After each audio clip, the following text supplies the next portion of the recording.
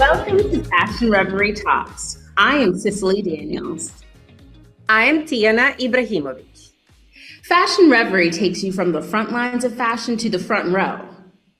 All of Fashion Reverie Talk segments are based on published content found on fashionreverie.com. So remember, if you want more information on the segments, go to fashionreverie.com. And if you like this episode, don't forget to like this episode of YouTube and subscribe. In this episode, we are happy to have menswear designer extraordinaire John Bartlett, and we have once again Fashion Reverie Associate Editor Kristopher Fraser to talk about the intersection of fashion and politics. But let's start with fashion alerts and fashion news.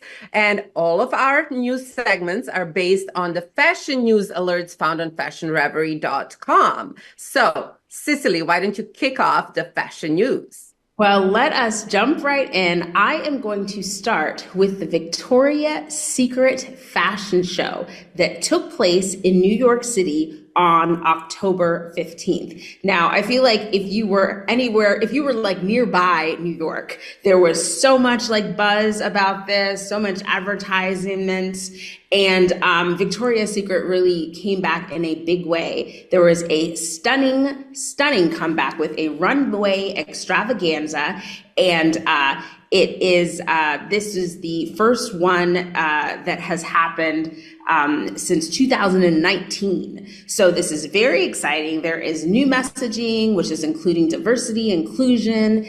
There are plus size models, transgender models, a lot of huge names that people know. Gigi Hadid opened the show. Tyra Banks was, I think she also walked, and there were over 50 models. It was really like a who's who of models. Everyone looked incredible. And I think it was really like a return to form for Victoria's Secret. So I think it was really exciting. What do you think, Tiana? I loved it. I thought it was very exciting to watch, the return of the Victoria's Secret. I'm a fan. I love their lingerie. So they always fit me well. So I'm excited to come back. Well, I'm going to bring a less sexy news alert. I always get these topics, but a former Abercrombie and Fitch CEO, Mike Jeffries, and two others were arrested on Tuesday for alleged sex trafficking of more than a dozen victims. Jeffrey and his partner, Matt Smith, and a third man, Jim Jacobson, are accused of operating an international sex trafficking ring, recruiting young men from parties in the U.S. And other countries in a 16-count indictment. So they obviously used their connections at the Abercrombie and Fitch, the network of business contacts, and the financial wealth to lure in young men. So it was kind of if you remember, in front of in front of Abercrombie and Fitch stores, usually you would see young, attractive men at the entrance. Right. To me, that was attraction, but apparently it wasn't just for women. Gosh, wow. Well, apparently they created this business plan in 2008 and flew young men all over the world to engage in sex parties and sex acts. Well, for people who do things like this, I love when they get caught. So good for them. And of course, our thoughts are with any victims and, anyone who's dealing with that aftermath. My goodness. So my last bit of fashion news today is about Dwayne Wade, who is pairing fashion and sports with a new job. Now, Wade will be a fashion editor at Karine Roitfeld and Vladimir Restoin Roitfeld's new sports-focused publication, which is going to be called See Our Men. It will highlight the intersectionality between sports and style, with a focus on trends, athletes' personal fashion, and the launch is going to include collabs, merchandise drops, e-commerce, and See Our Men is going to launch in the spring of 2025. And in the first issue, Dwayne Wade will be featured draped in racer leather, sharp suiting, and gleaming jewelry. I like that description. So I think I'm excited just to see that first issue. I think that sounds exciting. Absolutely. I agree with you. It sounds pretty exciting.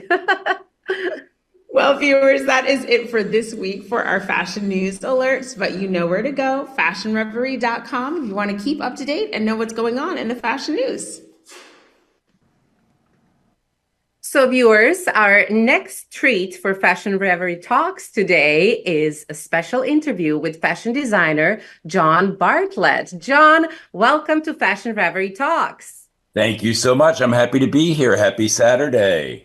Happy Saturday. So we know that you're a Harvard University graduate. That said, you took a little bit of a different turn from what you originally planned as your career. And so I would love to know what took you to the journey into the fashion industry as a fashion designer. Absolutely. So I grew up in Ohio, and in Ohio, Cincinnati, it was a very conservative place. I wasn't raised to think of myself creatively, but I always knew that I loved clothing and I liked the use of clothing as a means of expression. When I went to Harvard, I thought I would go to law school. My parents hoped I would go to law school or business school. I thought I might get into communications or marketing. And I studied sociology, but I found that as I got older, as I went through my Harvard career, what I really loved was studying about cultures, society, tribes, and I also love clothing. And again, I found that clothing for me was a means of expression. And so when I graduated from Harvard, I ended up going to London to study economics, which was my parents' dream. And it wasn't my dream, but I thought I'll go to London anyway, because who doesn't want to live in London? So I went to London. I was 22 years old, and I fell in love with the street culture in London. I decided, okay, fashion is going to be my means of expression. It's going to be the way that I make a difference. So I moved to New York at 22, 23, and I started taking night classes at MIT, the Fashion Institute, and I wasn't sure if I would be a designer, go into marketing, merchandising, PR, but I took the time and I just tried to meet everybody that I could. But it was funny. Harvard taught me how to think. Harvard taught me how to think about society and culture and how to look at the world. And so I took what I learned at Harvard and then applied it to my design sensibility.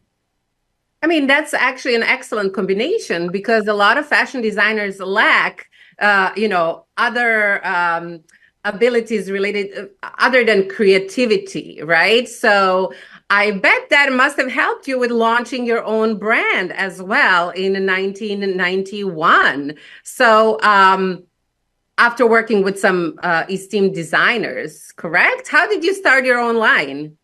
Well, and I have to say, yes, thank you. That was a good point. I think going to Harvard certainly helped me. It opened the door because I think a lot of people were intrigued by the idea of who's this guy who's from Harvard who's now a fashion designer. So I think that it helped to open doors because people were curious. And so in 1991, 92, I had worked for a couple of great designers, good brands. And it's kind of a sad story, but it's a true story. In the late 80s, early 90s, the fashion community and the gay community was being decimated by AIDS. And one of my best friends, Rick Hamilton, was a very, very gifted designer. He was working for Tommy Hilfiger. He had also come from Ohio, and we had a dream of starting a business together. We wanted to create a label together, and That was our dream that we talked about it all the time. And he got sick and he died. Gosh, I think he was maybe 30 years old. He was just a kid. But Mm. I had spent a lot of time with him in his last months. And after he died, I felt that life is too short and that why not try to live my dream, even though it was our dream, my friend and mine. Why don't I try to live this dream? I had no money, I had experience, but I really had no real idea of what it took to start a label. But I'm like, you know what? Life is too short and I'm going to do this. So I literally just started buying some fabric. I started making some clothes. I was cutting patterns on my floor in my apartment. Um, all of those kind of ideas that you would imagine a young designer doing anything that you can. And I put together a small collection Hmm. and my first order came from Bergdorf Goodman in New York. So it Wow.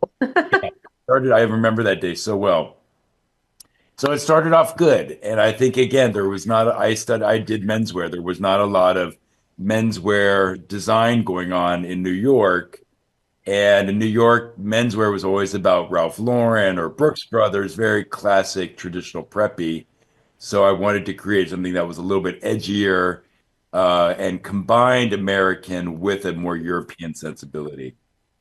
Oh, that's lovely. So in the 90s, you were part of a sort of a very well-known today American designers like Byron Lars, Isaac Mizrahi, Todd Oldham, and many others. So could you speak about what that time was like? Sure. It was a very exciting time. And when I look back at it, it was a much simpler time. Of course, as designers, we would come up with two collections a year, maybe three. I would call the buyers on the phone, hoping that they're going to answer their landline at their office, try to make an appointment. They would come to my apartment or to our showrooms. And this was before internet, this was before e-commerce, and this was really before people having their own stores. So we built very strong relationships with the department stores, with Burger Goodman or Saks Fifth Avenue or Neiman's or Nordstrom, Bloomingdale's, Charivari. We worked very closely with the buyers and the retailers. And it was a very, very exciting time because I felt that there were certainly some established designers like Donna Karan and Ralph Lauren and Calvin Klein, but there was a new group of younger designers coming up like Todd Oldham. And these were people that were breaking the rules. Byron Lars still continues to be an incredibly gifted designer, and he actually continues to drape and tailor his own pieces still. He's a true artist.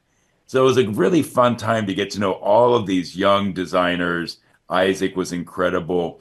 And just to really, I think we would talk to each other and share our resources. We would say we were all looking for the same factories. Where did you get that fabric?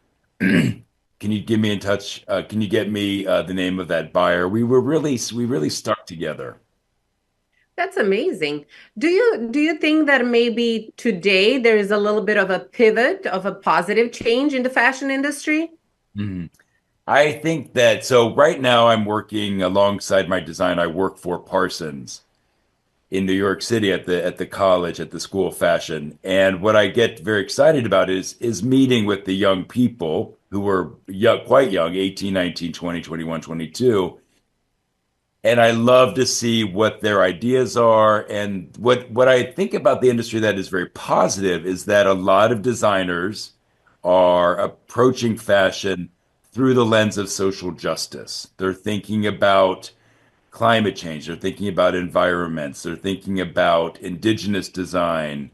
They're really thinking about the supply chain. They're thinking in a way that's much more connected.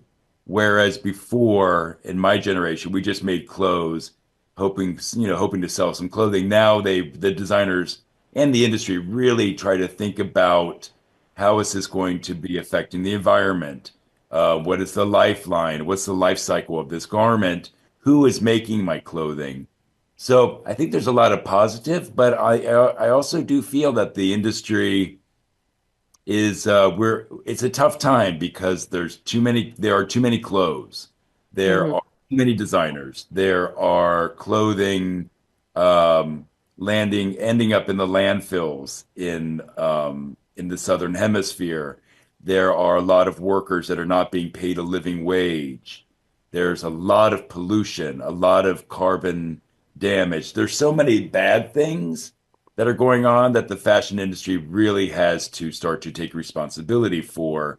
So, on one hand, there's a lot of creativity and a lot of youthful energy around the idea of social justice, but there is still a lot of clothing being made that's being thrown away. And that part of the industry is something that I think we need to change. Right. Very important. Um, so in addition um, to your fashion life, you're also a big animal advocate, and you have your own nonprofit, Tiny Tim Rescue Fund. Yes. So I'd love to know a little bit more about it. Absolutely. So I had an awakening of sorts, I would say about 15 years ago. I had always loved animals. I've always had dogs. And but I had an awakening and I read a book by Alicia Silverstone, the actress and the advocate. And she's a true animal advocate. And it was called The Kind Diet. And it was really her journey into the idea of veganism. I read this book, it changed my life. And then I started to meet more and more people that were working in the world of animal advocacy. And so it really changed the way that I design. I stopped using leather. I stopped using wool. I started using really all natural fabrics. So it changed not only my diet, but also my design sensibility. But I also decided that I wanted to give back and to really try to figure out how I can participate in helping animals who have no voice. So when my three-legged pit bull, Tiny Tim, died, I had rescued him from a shelter. He changed my life. And I always advocate for people to always consider adopting their pets from shelters or from rescue groups. So when Tiny Tim died, I started volunteering at the city shelter in New York in Harlem, and I met these amazing women who were all doing rescue. They were pulling dogs and cats off the euthanasia list and finding homes for them. So I started a foundation to raise money to help support their work. And now, 12 years later, I've raised a lot of money, and basically all the money that I raise, I give back to rescue groups. Have created a grants program. I go down to Louisiana and do rescue missions. So I work a lot with shelters down south, but I also work with a lot of the rescue groups really around the world. And it's a very, very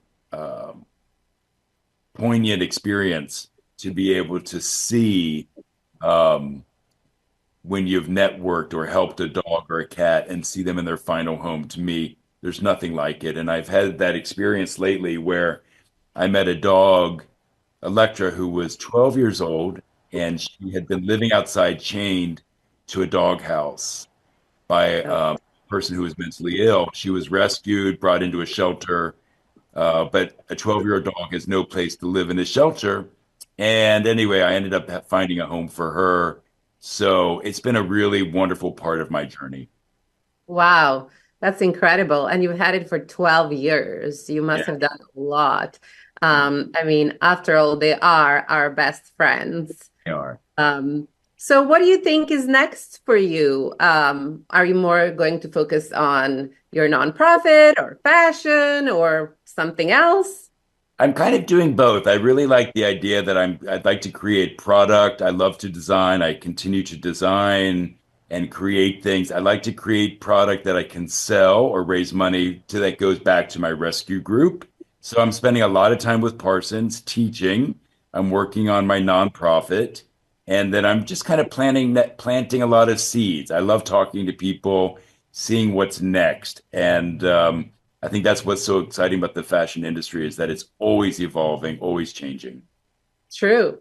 Well, thank you so much for joining us here at Fashion Reverie Talks, and excited to actually see what's next. Thank Thank you so much for having me. you.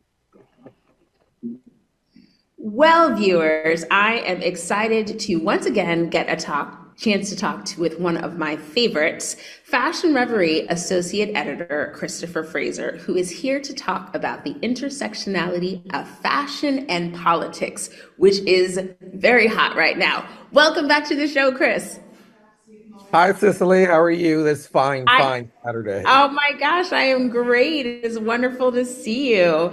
I first of all, I loved your article. I thought it was fantastic. And I think this is obviously it's a really timely topic because of the election that is coming up. Oh, Um, yes, we've got a I, little over a week till we decide who will be the president-elect of the United States. Exactly. Now, a lot of people don't think about politics and fashion in the same sentence, but there is really a lot of crossover between fashion and politics, particularly with this election coming up. Could you talk about that? If you actually look at the fashion industry, going back all the way to the unfortunate era of the AIDS crisis, that was when you really saw fashion starting to become political because American fashion designers were forming organizations and trying to get out awareness because there's always has been a large contingent of LGBT members of the fashion industry. Right. So that was when you saw sort of the politicizing of fashion back in the 80s with fashion brands and companies trying to draw awareness to the politicizing of the AIDS crisis. Fast Mm-hmm. forward to more contemporary times, going back as early as 2008 to Barack Obama's election. Hmm. Uh, Anna Wintour, who's the editor-in-chief of Vogue, was Barack Obama's fourth largest bundle donor, uh, Oh, I did not which know that. she was able to manage to pull off thanks to her very deep ties to Hollywood and Yes. the fashion industry. Yes. Yes. And So, yeah. looking back even at the 2016 election, fashion hopped on board that following February after the swearing in of Donald Trump, because that was just shortly before New York Fashion Week. And during New York Fashion Week that season, you saw the Planned Parenthood pins were like the it accessory of that February 2017 Fashion Week, as brands and companies and retailers were drawing awareness to some of the issues that current administration could have posed for women's rights, reproductive justice, funding for Planned Parenthood, which provides a lot of healthcare services to women who were low income. So fashion's been political, I'd say, for about the last 40 plus years. So Hmm. while, when people think about fashion and clothing, that may not be necessarily jump immediately to thinking about the current state of American politics or voting or policy issues. But fashion's been, particularly in America, has been on the forefront of political movements going back as early as the 80s, at least. Yes. Yes. So it's been around for a while. Now, in this particular election season, there are definitely some fashion brands that are cashing in on the season. Let's talk about that.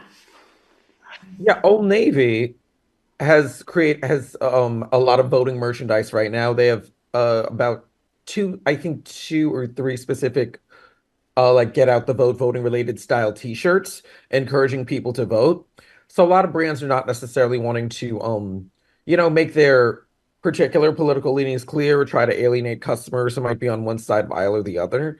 So what you're Hmm. seeing is a lot of voting related merchandise, just a lot of general things that say vote or get out the vote or GOTV and those type of things.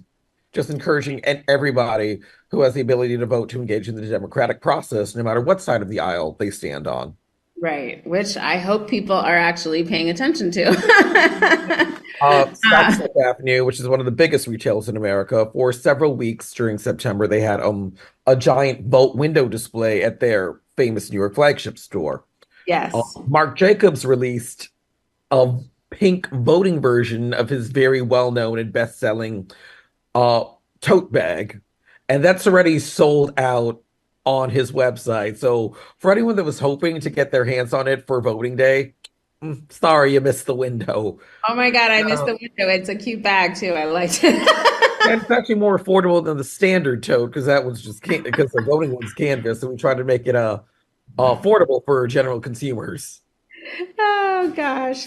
Now, the CFDA at the beginning of New York Fashion Week in September had a fashion and political march. Talk about that for us.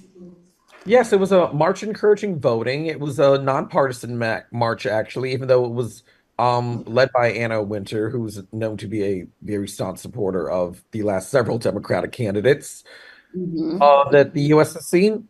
But the march was marketed as a nonpartisan march, and it was various members of the fashion industry, from Tom Brown to other members of the Council of Fashion Designers of America, and editors, influencers, stylists, just everyone marching the streets, telling everyone get out and vote. While, New York has so many eyes on it during Fashion Week, and it's still an event that generates hundreds of millions of dollars, and is Hmm. talked about even by the news outside of fashion and the traditional fashion publications.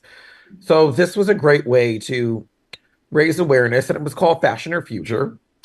And Zach Poston also designed a T-shirt for, I think it was either Gap or Old Navy, because they're all under the uh Gap Inc. umbrella, and he's the creative director for one of the brands.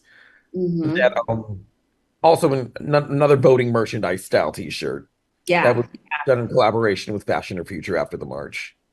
Well, you already mentioned this a little bit when you talked about the history of this intersectionality, but I know that there are a lot of issues that come to the fore during the election, like women's rights and LGBTQA kind of rights. What do you feel like is like burning and, like kind of really at the forefront, like right now, for this election and with like fashion? Well, women and LGBT people make up a large contingent of the employees in the fashion industry Absolutely. and Absolutely. are two of the biggest markets when it comes to consumers. Right. Consumerism Absolutely. is heavily driven toward women and LGBT people. Hmm. Hmm. Reproductive justice is a huge issue in this election, especially after the Supreme Court overturned Roe v. Wade, under the tilt of the current Supreme Court after Donald Trump's nominees. Hmm. Hmm. And this election could stand to shape the Supreme Court until 2050. Hmm. So Hmm. that's a big hot topic for people. Right. Right. Um, Also, with the current conservative tilt of the Supreme Court, there's concern for what would happen to LGBT issues that have already been decided on, like same-sex marriage, issues like privacy, like Lawrence v. Texas, which gave two consenting adults the right to do whatever they want in their bedroom, regardless Yeah. of their Yeah. sexual orientation. Right. So these, Right. Right. yeah, so these are, even though they're not like immediate, so much as immediate like policy issues or things that could be proposed like within Kamal's like first 100 days of the Senate, they are things that it, Kamal's first 100 days as president, if she were to win to reshape the Supreme Court, Right. are still things that topics to think about that are really Yes. big things. Yes. Yes. For sure. Now, without sharing your political choice, which you do not have to do, do you feel like this intersectionality of fashion and politics is will have a positive effect on the election? Everyone buys clothes, and with something that's so everyday for somebody, just trying to create such a voice in history right now, Right. Right. I think it could potentially help things like voter turnout, which can make a big difference, especially in swing states. Mm-hmm. And Mm-hmm. at the end of the day, I just hope America does not go with a convicted felon. I also do hope that America goes with a groundbreaking, amazing first possibility of a female Black South Indian descent president, and I'm so excited, and I've already voted by mail. I think our in-person early voting, I think, may have started today in New York, so I'm going to go see if I can do that before Election Day, because yeah, I don't know about you, but the last time I tried to vote for President Day of, I was in that line for like a solid 2+ hours, and I got in it at 6 a.m. in the morning. Yes, I'm doing too much traveling and too much working, so I had to absentee ballot, but mine already went in the mail. Viewers, we hope that you, Kristopher, this was a very insightful conversation. I appreciate you so much for taking your time to come out and talk to us about your article. And hopefully, this energy of getting out to vote will go forth from this episode because it's really important. So, everyone needs to get out there and make their voice heard and cast their vote for sure. Thank you so much, Kristopher. Thank you, Cicely. And vote 2024, everybody. Woo! Well, viewers, that's it for this episode of Fashion Reverie Talks. We would like to thank John Bartlett and Fashion Reverie Associate Editor Kristopher Fraser. For information on these and other stories, go to fashionreverie.com. Don't forget to hit the like and subscribe button. Thanks for watching, and we'll see you next time.